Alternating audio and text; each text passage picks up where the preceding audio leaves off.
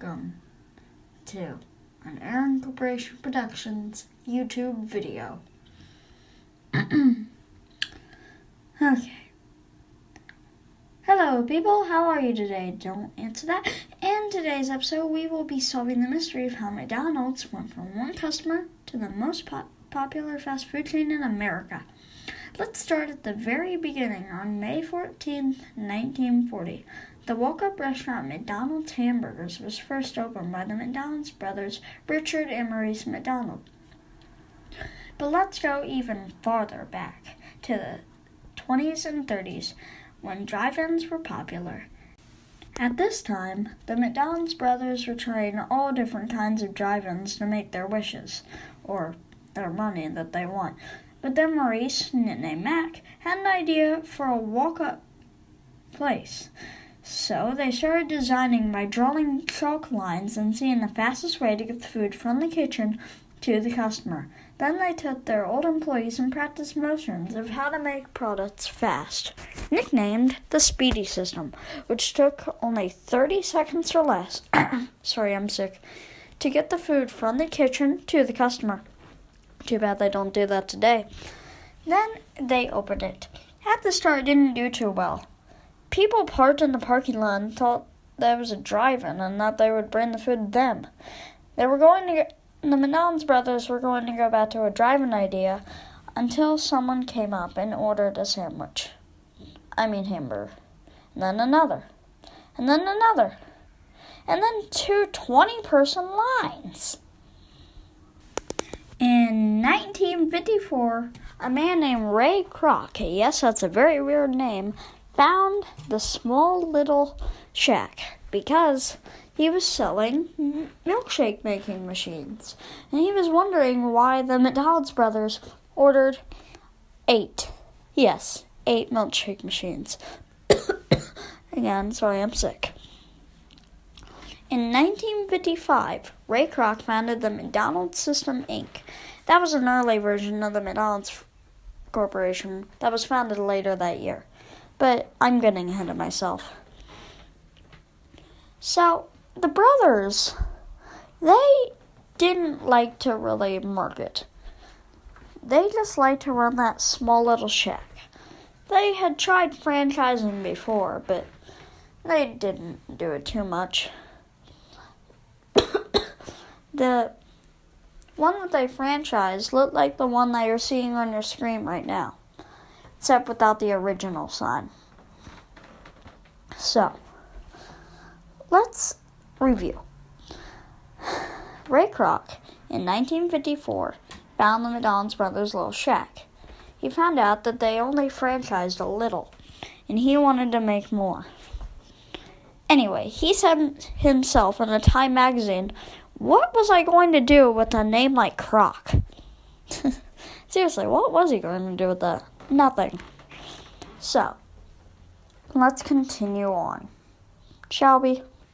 He started opening a bunch of restaurants in many main places of the U.S., like Dayton, Ohio, and that's all I can really think of right now, sorry. But the McDonald's brothers were ashamed of what Kroc had done because they went to some of the franchises and looked, trash everywhere, not a bit in the trash bin. But that's not all. He was trying to make McDonald's himself. He was trying to buy it, have it be him. Seriously, the McDonald's Corporation ran the land of where the McDonald's restaurants were located. And does something like the McDonald's Corporation sound like it's controlling the land? No. It sounds like it's controlling everything. And that's exactly what Mr. Kroc wanted everyone to think. Now, for some fun facts. In 1960, McDonald's started the advertising program. Well, Ray Kroc did. Look for the Golden Arches, considering that's what all the restaurants were, except for the original shack. The next year, Ray Kroc filed a copyright term for the name McDonald's. the McDonald's brothers couldn't use the name McDonald in their restaurant anymore. So they changed it to the Big M. Later that year, Ray Kroc introduced the McDonald's University training program. Yes, McDonald's U.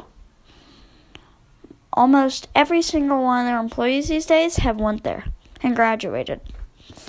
So, again, let's review.